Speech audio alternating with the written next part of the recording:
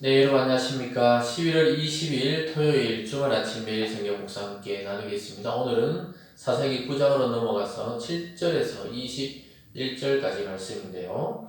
제가 7절과 9절까지 읽어드립니다. 사람들이 요담에게 그 일을 알림해 요담이 그리심산 꼭대기로 가서 서서 그의 목소리를 높여 그들에게 외쳐 이르되 세겜 사람들아 내 말을 들으라. 그리하여야 하나님이 너희의 말을 들으시리라. 하루는 나무들이 나가서 기름을 부어 자신들 위에 왕으로 삼으려 하여 감람나무에게 이르되 너는 우리 위에 왕이 되라 하며 감람나무가 그들에게 이르되 내게 있는 나의 기름은 하나님과 사람을 영화롭게 하느니 내가 어찌 그것을 버리고 가서 나무들 위에 우쭐대리요 한지라. 아멘.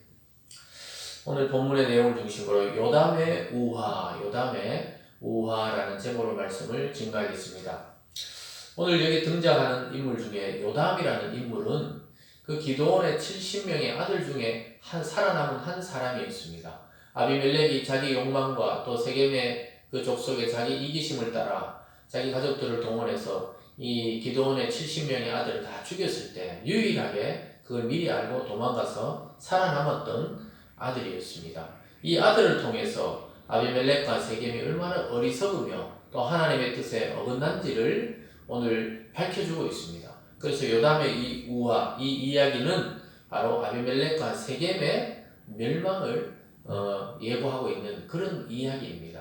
그래서 오늘 아주 재밌는 표현으로 나무들의 왕을 세운다 이런 표현을 통해서 그 중에서 참 갈란나무나 또 무화과나무나 포도나무나 잘난 나무들은 오히려 겸손하게 왕의 자리를 거절하지만 가시나무는 정말 쓸데없는 나무인데 자기가 왕이 되라고 우쭐우쭐하면서 그렇게 서가는 모습을 보면서 그것이 바로 아비멜렉의 모습과 같다는 거예요. 하나님이 원하시는 것도 아니고 백성이 원하는 것도 아니고 자기와 자기 족속만 원하는 그런 이상한 왕이 하나 탄생했다고 이야기하면서 결국 하나님이 저주할 것이라고 이렇게 후반부에 가보면 저주하는 노래로 끝이 나는 것을 보게 됩니다. 아주 비유적인 교훈을 통해서 세겜과 아비멜렉을 깨닫게 하고 또 이스라엘을 깨닫게 하고 오고 오는 모든 믿음의 사람들을 깨닫게 하는 말씀입니다. 오늘 첫 번째는 7절에서 15절까지 말씀인데요. 요담의 우화에 대해서 나오고 있습니다. 요담이 여러 가지 나무의 예를 들어서 나오는데요. 악한 지도자가 세워지지 않도록 우리는 주의해야 한다는 것을 이것을 통해 보게 됩니다. 아까 읽어드린 대로 8절에 보면요. 하루는 나무들이 나가서 기름을 부어 자신들 위에 왕으로 삼으려 하여 그러니까 나무들이 막 의논하다가 기름을 부어서 왕을 삼자. 꼭 이스라엘이 어떤 사람을 정해서 기름을 부어 왕으로 삼는 것과 똑같은 모습으로 그걸 비유적으로 삼으려 하여 감람나무에게 이르되 제일 처음에 감람나무에게 왔어요. 왜냐하면 이스라엘 사람들은 감람나무에서 나는 그 감람류, 관유를 굉장히 중요하게 생각했습니다. 하나님이 그 출애굽기에 보면은 제사장에게 붓고 또 제사 드리는 물건에 그것을 부어서 거룩하게 하는 것이죠. 그래서 감람나무 기름은 굉장히 귀한 그림이 있습니다. 그래서 그 나무 자체도 귀하게 여기는데요. 그래서 왕이 되라 이렇게 감람나무에게 이야기하니까 9절에서 감람나무가 이렇게 이야기합니다. 감람나무가 그들에게 이르되 내게 있는 나의 기름은 하나님과 사람을 영화롭게 하나니 내가 어찌 그것을 버리고 가서 나무들 위에 우쭐대리요 이렇게 말합니다. 내가 그 왕이 돼봐야 뭐 우쭐우쭐거릴 뿐이라는 거예요. 요즘 뭐 대통령 선거한다고 그 사람들 돼봐야 그냥 우쭐우쭐 할 뿐입니다. 그냥 선거운동 할 때야 막 어쨌든 막 자기를 낮추고 막 비비고 또 백성을 위하는 것처럼 하지만 권력을 잡으면 우쭐우쭐 되기 마련입니다.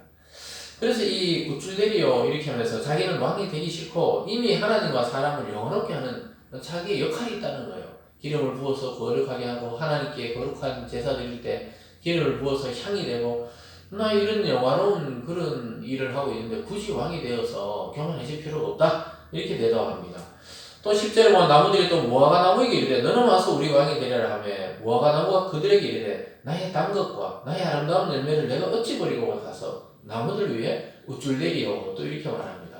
이 무화과는 참 귀한 과일이고 맛있고 달달하고 또 사람들에게 기쁨을 줍니다. 그래서 무화과나무가 나는 사람들에게 단 것을 내고 아름다운 열매를 내는데 굳이 왕이 될 필요가 없다는 거예요. 자기 직분에 또 자기 소명에 자기의 그 맛에 아주 집중하면 된다는 겁니다. 굳이 나무들 위해 왕이 될 필요가 있냐는 거예요. 반대로 보면 나무들 위에 나무들 중에 왕을 뽑을 필요가 없다는 것을 말합니다. 12절에 가보면요.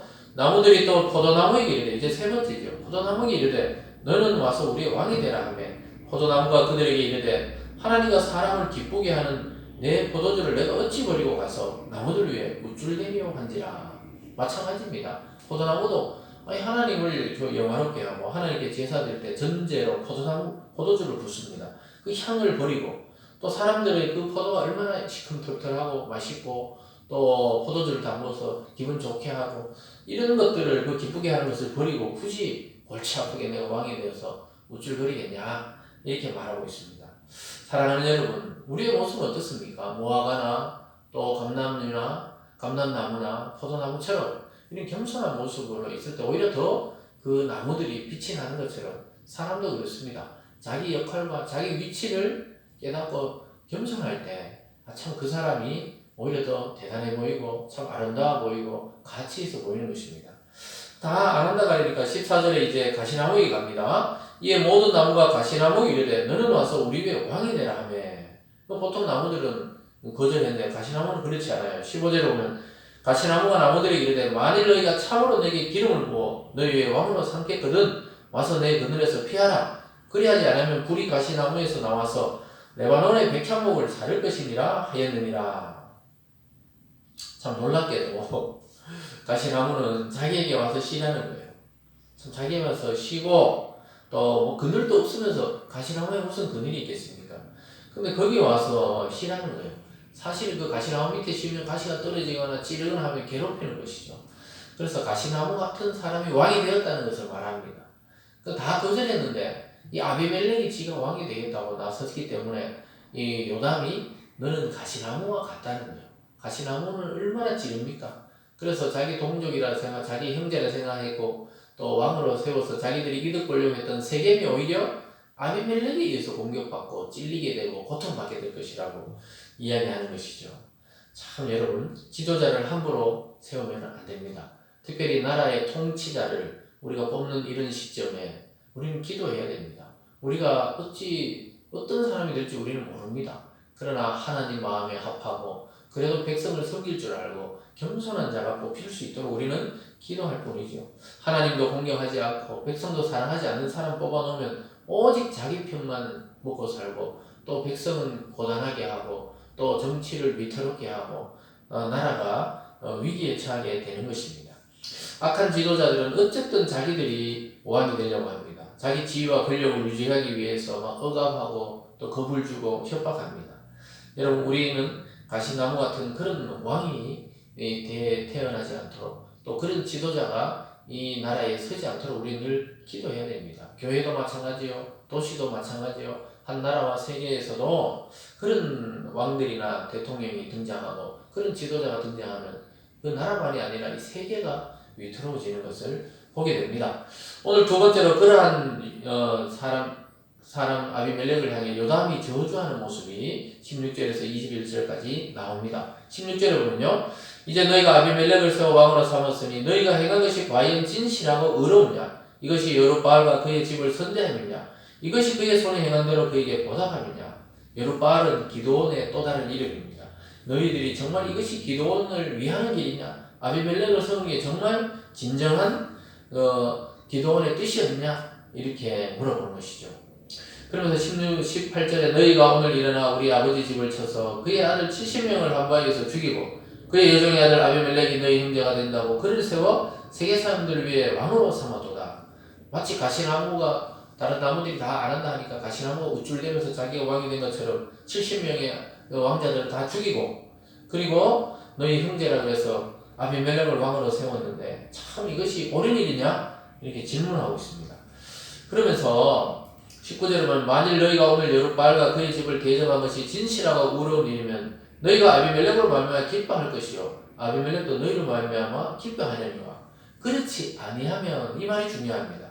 만약에 너희들이 정말 의롭게 세웠으면 서로 기쁠 것이지만 그렇지 아니하면 아비멜렉에게서 불이 나와서 세겜 사람들과 말로의 집을 살릴 것이요 세겜 사람들과 밀로의 집에서도 불이 나와 아비멜렉을 살릴 것이니라 하고 서로 막 원수가 된다는 거예요. 원수.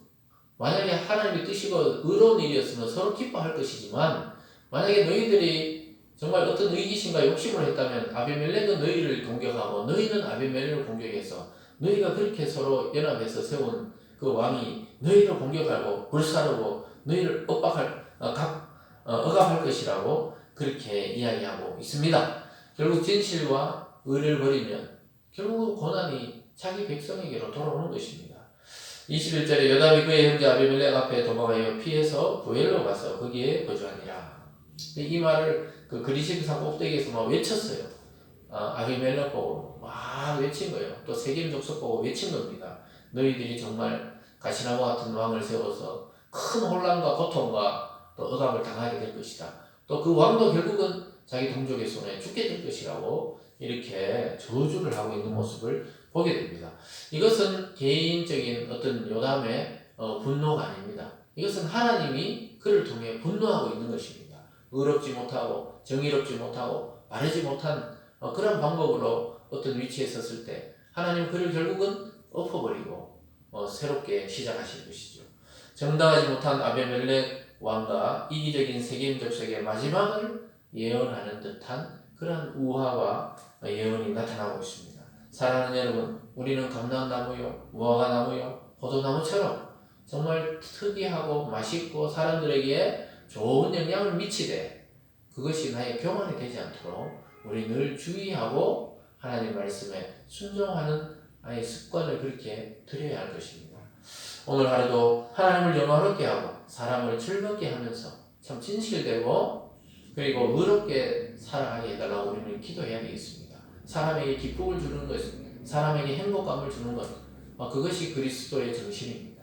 우리가 그리스도를 닮아 많은 사람을 사랑하며 또 이런 가시나무 같은 존재로 살아가지 않도록 늘 주의하며 오늘 하루와 또 우리의 일생을 그렇게 살아갈 수 있기를 주님의 이름으로 축원드립니다. 기도하겠습니다.